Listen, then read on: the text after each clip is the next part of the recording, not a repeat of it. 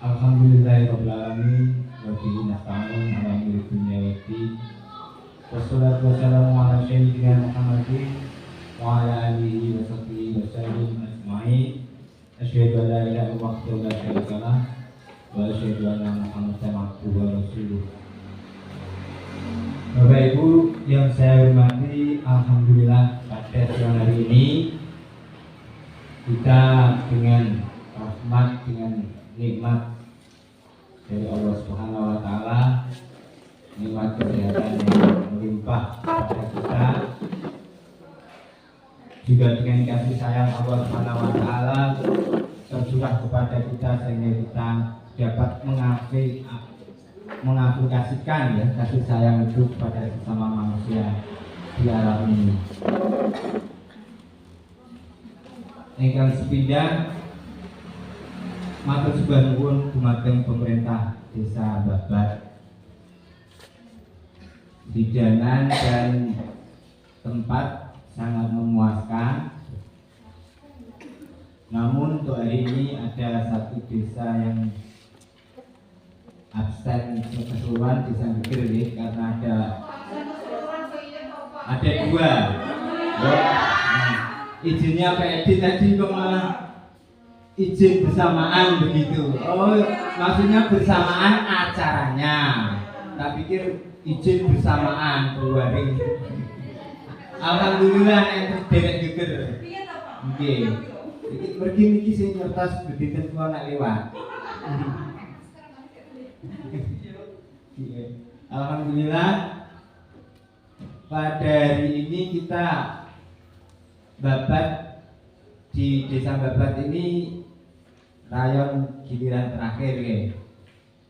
Maksudnya biasanya di depan, tapi tahun ini bulan ini giliran tanggal terakhir.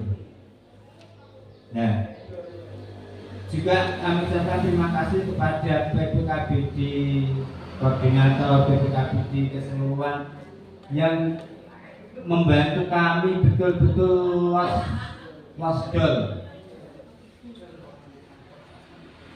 Setiap hari selalu kita minta waktunya. Setiap hari menyediakan waktu untuk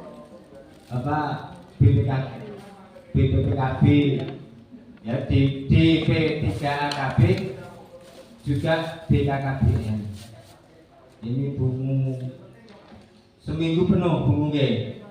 Mulai dari Sidoarjo, Pejok, acara di kantor, sebelumnya juga SOT di kantor, jadi non-stop. Semoga saja amal-amal yang panjenengan curahkan kepada institusi ini bisa menjadi amal yang baik dan dibalas oleh Allah Subhanahu wa taala. Tentunya nanti ada rezeki yang tidak terduga atau ghairul jadi yastaq. Jadi layak sakti, jadi tidak layak saksi, tidak terduga. Gak kenyono. Betul, rezeki itu tidak terduga dan kita juga harus berpikir bahwa rezeki itu tidak mesti berupa harta benda, ya, tidak berupa uang. Kadang bungu malam-malam terima kasih kirimannya. Belum saya buka dari tadi ini sudah sampai mambu, berkata ya teko. Jadi tidak terduga. Tentunya juga amalan ini akan dicatat setiap detiknya oleh para malaikat, gitu. Dan kita juga tahu bahwasanya di kiri kanan kita itu ada dua yang mencatat. Kalau dulu kita sedikit-sedikit ragu, sekarang sangat yakin bahwa gerak-gerik kita itu tidak sulit untuk dicatat. Sebab manusia saja sudah bisa meniru, gitu. Dengan membuat satelit, dengan berbagai macam gelombang yang ada di alam, termasuk gelombang handphone, Nah, jenengan delik tepundi mawon nek kasih misalnya handphone kunangan. Jenengan kan gak sadar nggih.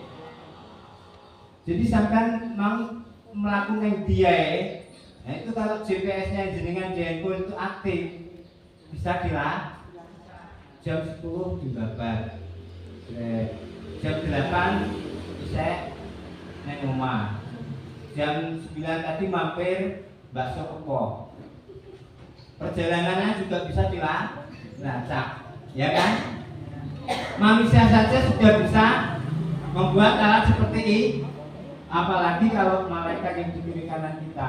Sehingga kita sangat yakin bahwa bisa tercatat dan terekam secara utuh. Bisa terekam secara utuh. Kalau kita belajar fisika dulu di SMA itu, bila kecepatan itu sudah mendekati kecepatan cahaya, maka alam ini seakan-akan yang akan datang itu juga bisa diperkirakan, yang lalu juga bisa terekam. Itu betul, ternyata dengan gelombang elektromagnet dari Telkomsel, dari Indosat, dari Axis bisa melacak jenengan di mana-mana. Bahkan percakapan jenengan juga bisa direkam atau diretas. Jadi sangat yakin bahwa semua amal baik kita juga akan tercatat, semua amal baik buruk kita juga amal buruk kita juga tercatat. Dan itu tidak sulit bagi Allah, hanya butuh kepingan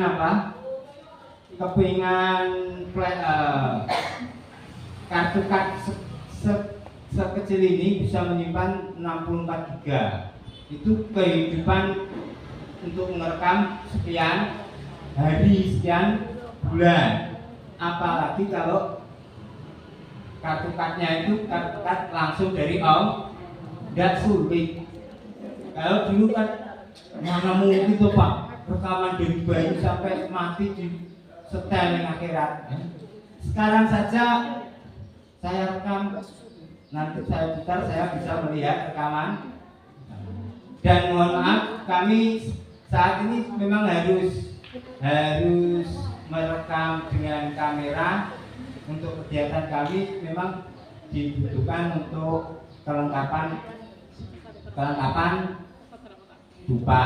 Jadi harus ada bukti bahwa pernah melakukan penyuluhan di media massa. Jadi ceramah saya ini nanti bisa dicek. Ibu bisa dicek di Facebook, bisa. Kalau punya YouTube juga kita upload di YouTube. Jadi ada bukti melaksanakan penyuluhan. Demikian untuk pembuka saya.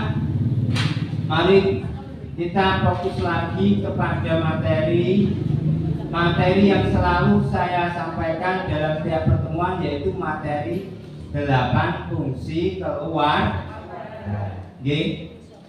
Sebab apa ya?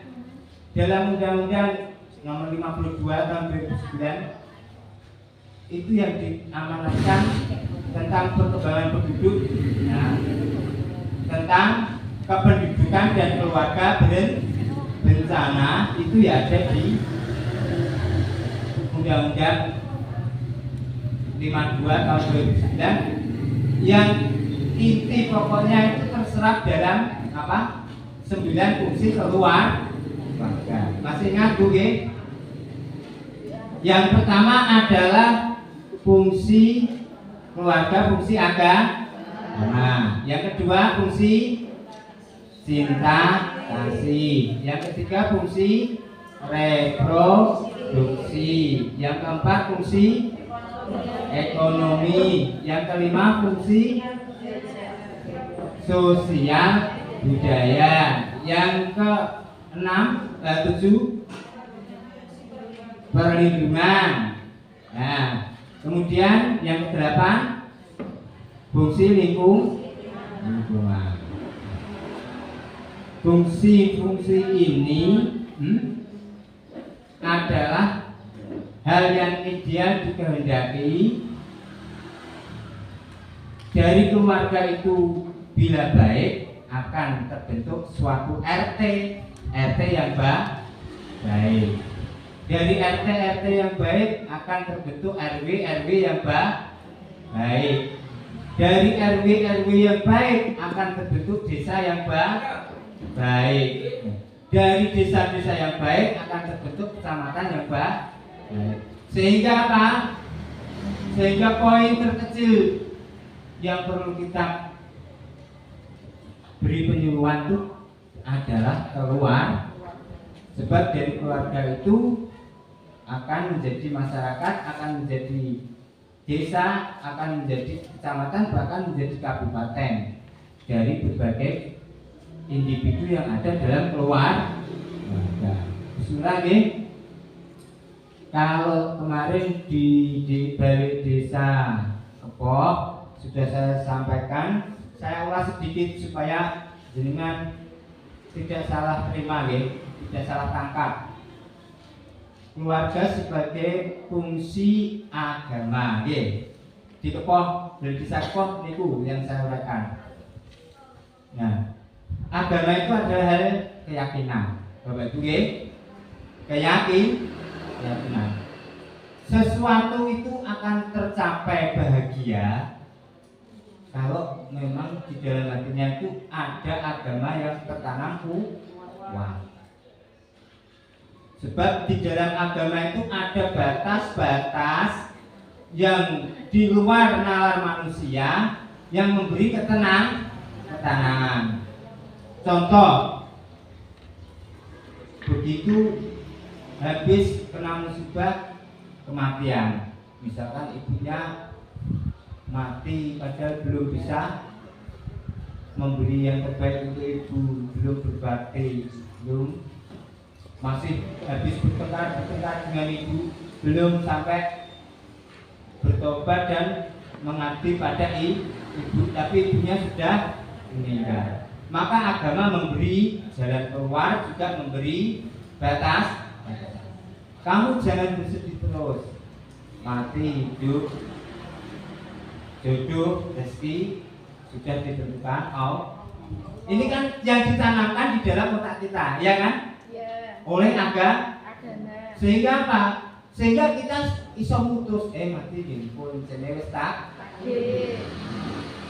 Terus sampai sedih terus. Maka ada perintah bersabarlah, karena bersabar itu lebih baik fasabrun jamil, gitu. Nah, inti bahagia itu memang di agama. Makanya dalam Undang-Undang Nomor 52 Tahun 2009 itu poin agama itu ditaruh paling atas. Keluarga berencana ingin mencapai bahagia harus berdampingan dengan agama. Contoh, ketika kita ngeluh sendiri, singkai penak menang iso aku sesek terus budal ning balik desa ngadepi laptop oleh buka oleh bayaran. Lah sing kene jam itu wis diobraki ngombe wedang sebagai buruh tani kur oleh cukup dinggo belanja sesuk. Mengeluh. Kalau tidak menerima maka akan menjadi jengkel, menjadi tidak kepada Allah, ya gak rela insya Allah. Tapi oleh Allah tadi diberi batas bahwa rezeki, jodoh, mati itu sudah ada di tangan Allah. Jadi muncul keyakinan dan bahagia enggak? Kalau kita turuti hati kita tanpa kader dari agama itu, yo sulit bahagia, gitu. Jadi bahagia itu kalau kita mau menyandingkan usaha kita, ikhtiar kita dengan apa yang disampaikan oleh agama. Saya begitu. Sehingga di pos itu saya sampaikan. Dan di dalam agama itu ada pengagungan, gitu. Sama. Ketika sebelum Nabi Muhammad, masa-masa Nabi Ibrahim yang diagungkan apa? Di Ka'bah, ya kan? Nabi Ibrahim, sehingga Yahudi